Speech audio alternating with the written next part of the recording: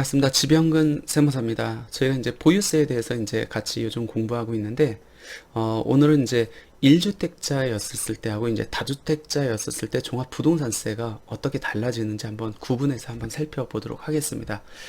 부동산 세금의 정석 몇 페이지냐면 105페이지부터 들어가 보도록 하겠습니다. 일단 1세대 1주택자에 해당하면은 종합부동산세는 어떤 혜택을 받고, 다주택자에 해당하면은 불이익을 받거든요. 그러면 혜택을 받는 1세대 1주택자의 범위가 어떻게 됩니까? 라는 것부터 한번 들어가 보도록 할게요. 우리가 양도소득세에서 1세대 1주택자의 범위는 간단하죠. 그냥 세대원을 갖고 판정을 하고 있고, 그리고 양도일연제 하나의 주택만 갖고 있으면 됩니다. 그러니까 주택을 남편과 부인이 5대5 공동명의로 갖고 있다 할지라도 양도소득세에서는 당연히 1세대 1주택자에 해당이 됩니다. 이유는 세대를 기준으로 판정을 하기 때문에. 하지만 종합부동산세에서 규정하고 있는 1세대 1주택자의 의미는 양도소득세의 1세대 1주택자하고는 의미가 다릅니다. 왜 그러냐면 종부세법에서 어떻게 규정되어 있냐면, 세대원 중 한 명만이 주택분 재산세 과세 대상은 하나의 주택을 소유한 거주자로 정의를 하고 있기 때문에 그렇습니다. 그러니까 세대원 중 한 명만이 하나의 주택을 갖고 있어야 되는데, 하나의 주택을 공동명의로 갖고 있다고 하면은 이거는 종합부동산세에서 말하는 1세대 1주택자에 해당하지 않는다는 개념입니다.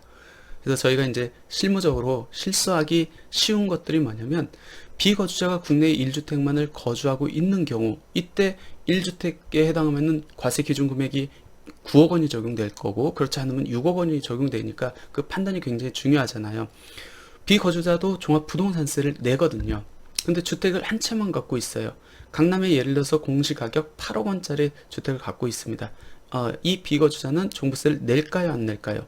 만약 종부세법에서 규정하는 1세대 1주택자에 해당하면 안 낼 거고, 왜? 과세기준금액 9억 원을 적용받기 때문에. 그렇지 않다고 하면은 과세기준금액 6억 원을 적용받기 때문에 이제 납부를 해야 되겠죠.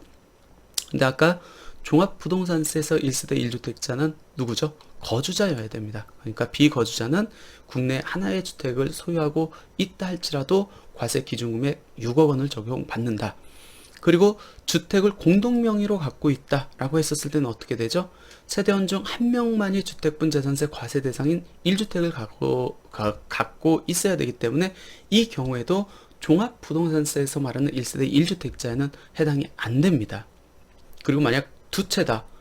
두 채를 갖고 있는데 하나는 합산배제 요건을 충족한 주택이면은 다른 하나는 얘는 없는 걸로 보기 때문에 1주택자에 해당하지 않습니까? 라는 건데, 그때는 즉 임대주택과 하나의 주택을 갖고 있어가지고 이 임대주택이 합산배제 요건을 충족했다라고 하면은 우리가 종부세 얘는 과세 대상이 아니잖아요. 그때 나머지 1주택을 종부세법에서 말하는 1세대 1주택자로 봅니까? 라는 건데, 그거는 이 임대주택 외에 하나의 주택에 내가 주소를 담고 있으면은 종부세법에서 말하는 1세대 1주택자에 해당하지만, 그렇지 않다. 즉, 이 다른 하나도 임대를 주고 있다. 그러면은 종합부동산세에서 말하는 1세대 1주택자에 해당하지 않아서 6억 원의 과세 기준금액을 적용받는다는 겁니다.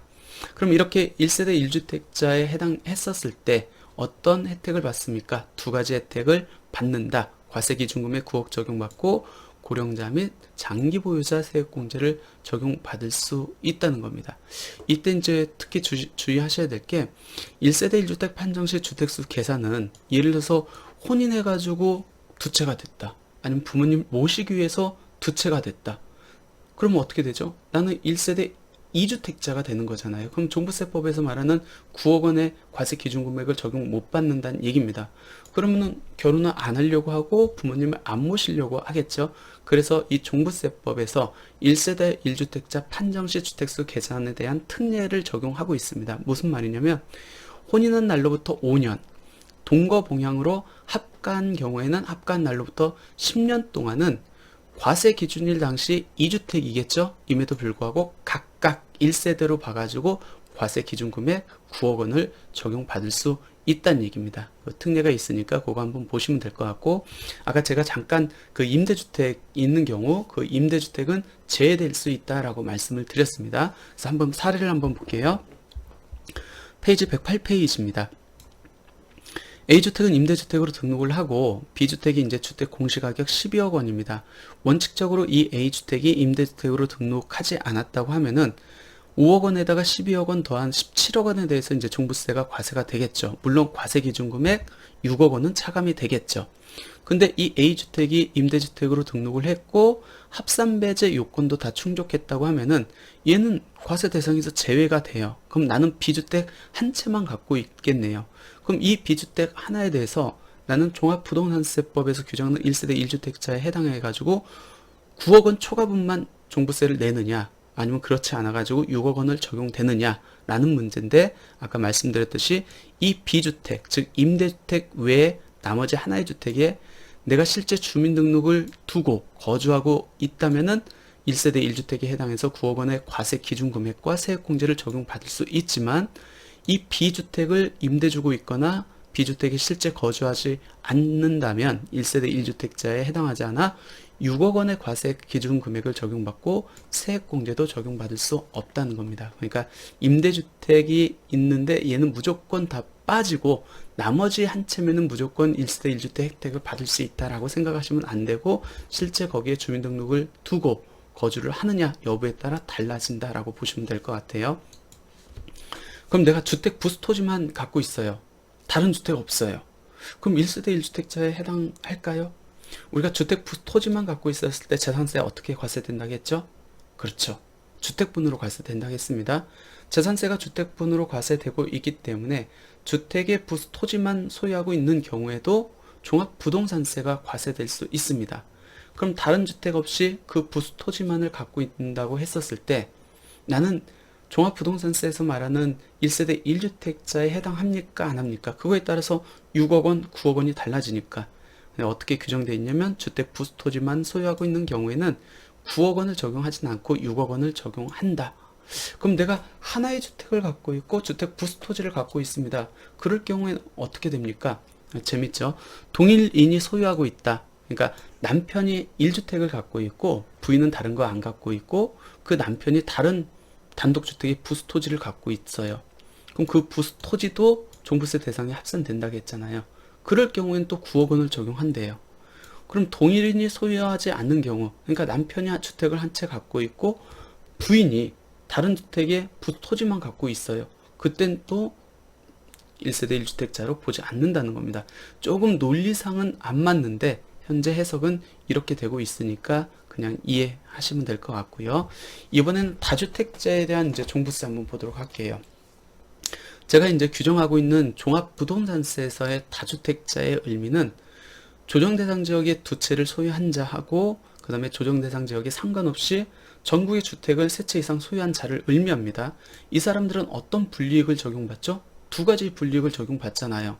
첫 번째는 종합부동산세 세율이 중과세율이 적용된다는 겁니다. 통상적으로 일반 세율이 적용되면은 0.6%에서 3.0%의 기본 세율이 적용되지만, 아까 다주택자에 해당하면은 1.2%에서 6.0%의 중과세율이 적용돼 가지고 세율이 거의 2배 높은 세율을 적용받게 되는 거고, 두 번째 불이익은 세부담 상환율이 150%가 아닌 300%가 적용되기 때문에 당연히 부담세액이 더 늘어날 수밖에 없겠죠. 근데 많이들 이제 질문하시는 게, 그럼 다주택자들은 저런 불이익을 적용받는데 이 다주택자 판정을 세대 주택수를 합해서 판정합니까? 아니면 개인별로 판정을 합니까? 라는 질문을 많이 하세요. 종부세, 가장 기본적인 원리, 종부세는 어떻죠? 개인별 과세제를 취하고 있습니다. 따라서 다주택자, 즉 중과세율이 적용되는지 세부담 상환율 300%가 적용되는지 그 주택수 판정할 때는 본인의 주택만을 갖고 판정을 한다라고 이렇게 보시면 될 것 같아요. 유일하게 주택수를 판정할 때 빠지는 게 딱 두 가지가 있거든요. 첫 번째가 임대주택으로 등록한 합산배제 요건을 충족한 임대주택이 빠지고, 두 번째 상속주택인데, 근데 상속주택 같은 경우는 요건이 있습니다.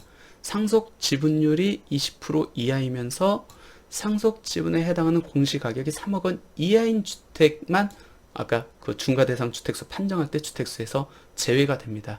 예를 들어서 한번 볼게요. 근데 상속 지분율이 20% 이하이면서 상속 지분에 해당하는 공시가격 3억 이하인 상속주택은 실무적으로 봤었을 때 그렇게 많지는 않은 것 같아요. 물론 여기에 있다고 하면은 내가 중과대상주택수 판정할 때 얘는 제외가 되기 때문에 빼고 계산을 하면 되는 거고, 실무적으로 많은 거는 이제 임대주택 외에 다른 주택이 있는 케이스예요. 그래서 사례를 한번 임대주택이 있는 주택을 갖고 들어보도록 하겠습니다.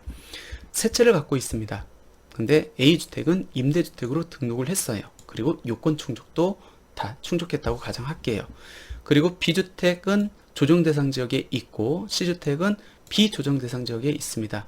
그러면 만약 이 케이스에서 A주택이 임대주택으로 등록되지 않았다라고 하면은 공시가격 5억, 3억, 8억 세 개를 더하면 16억이고 6억 초과되는 10억에 대해서 이제 종합부동산세가 과세가 되는데, 첫 번째 세율 어떻게 되죠? 중과세율이 적용되죠. 왜? 조정대상 지역 여부에 불문하고 주택수가 세 채 이상이니까. 세부담 상환율 몇 프로가 적용되죠? 당연히 300%가 적용됩니다. 근데 만약 A주택이 임대주택으로 등록돼 있고 요건 충족을 했다라고 하면은 이 임대주택은 중과대상 주택수 판정할 때 얘 제외되죠? 그러면 나는 B주택하고 C주택만 갖고 있습니다. 근데 B주택은 조정, C주택은 비조정이 있네요. 그러면 두 개 합산 3억 원하고 8억 원 합산이니까 11억 원이고 6억 원 초과되는 5억 원에 대해서 이제 종부세가 과세가 될 텐데, 이때 세율은 어떻게 되죠? 일반 세율이 적용되죠. 왜요? 두 채인데 하나는 조정, 하나는 비조정에 있기 때문에. 세부담 상환율은 몇 프로가 적용됩니까? 당연히 150%가 적용되겠죠.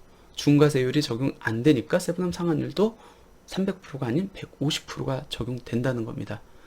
그러니까 임대주택으로 등록된 주택은 빼고 나머지 주택이 어디에 있는지, 그리고 나머지 주택의 주택수가 몇 채인지에 따라서 종합부동산세 세율하고 세부담 상환율이 달라진다는 겁니다. 그래서 제가 다주택자 세율 적용 및 세부담 상환율 요 사례를 집어넣어 봤으니까 한번 보시면 될 것 같고요. 몇 개만 한번 볼까요?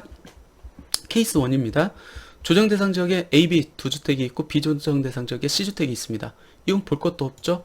과세대상 주택수가 세 채니까 세율, 중과세율, 세부담 상환율 300%가 적용되겠네요. 똑같이 A, B, C주택을 갖고 있는데 B주택이 임대주택으로 등록되어 있어요. 그러면 이 B주택은 빠지죠? 그러면 조정대상 지역에 한 채, 비조정대상 지역에 한 채를 갖고 있는 결과가 되겠네요. 그러면 세율은 기본세율에 세부담 상환율은 150%가 적용된다는 겁니다. 이런 식으로 이제 중과대상 주택수하고 그 다음에 세율하고 세부담 상환율 적용 여부를 판정하면 된다라고 이렇게 보시면 될 것 같아요. 그러니까 제일 중요한 거, 종합부동산세는 인별과세 제도를 취하고 있다. 그리고 개인에 따라서 그 주택수를 산정해가지고 세율이 중과세율이 적용되는지 세부담 상환율이 300%가 적용되는지 여부가 판정을 하는데, 이때 중과대상 주택수 판정에서 제외되는 것은 임대주택하고 상속주택이다. 근데 상속주택은 요건이 있죠. 지분율이 20% 이하이고 지분율에 해당하는 주택 공시가격이 3억 원 이하여야 된다. 그럼 상속주택은 현실적으로 많이 없다고 보고 임대주택만 갖고 봤었을 때 이 임대주택은 그럼 빠지고 나머지 주택이 몇 채이고 어디에 소재하고 있는지에 따라서 중과세율 적용 여부하고 300% 세부담 상환율이 달라질 수 있다는 겁니다. 이걸 잘 이해를 해야만 나중에 내가 종부세를 줄이기 위해서 이 일부 주택을 처분하거나 증여할 때 어떤 거부터 증여하고 처분하는 게 나은지 그거를 이해할 수 있기 때문에 이 지금 페이지 113페이지에 있는 그 사례 케이스 1에서 이제 5까지 이렇게 그 기재를 해놨는데, 요게 그 한번 음미해 보시기 바랍니다. 이게 이해가 됐으면은 종부세의 전반적인 흐름은 다 이해가 됐다라고 이렇게 볼 수 있을 것 같습니다. 다음 시간에는 올해 이제 1세대 1주택자, 그러니까 공동명의로 갖고 있는 1세대 1주택자에 대한 종합부동산세 특례제도가 신설됐습니다. 아까 제가 1세대 1주택자 종합부동산세에서 말하는 1세대 1주택자라고 한 거는 단독명의로 한 채를 갖고 있어야 돼요. 그러면 한 채의 주택을 공동명의로 갖고 있다고 했었을 때는 종합부동산세법에서 규정하는 1세대 1주택자에 해당이 안 하거든요.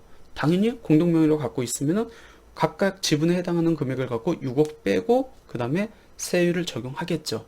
근데 한 채만 갖고 있는데 왜 우리 9억 안 해줘? 라고 해가지고 이제 그게 이제 법이 통과가 됐거든요. 그래서 올해부터 2021년부터 공동명의로 갖고 있는 한 채에 대해서는 별도의 종합부동산세 계산 특례가 신설돼 가지고 적용되는데 그 내용에 대해서 한번 살펴보도록 하겠습니다. 예, 오늘 강의는 여기서 마치도록 하겠습니다. 감사합니다.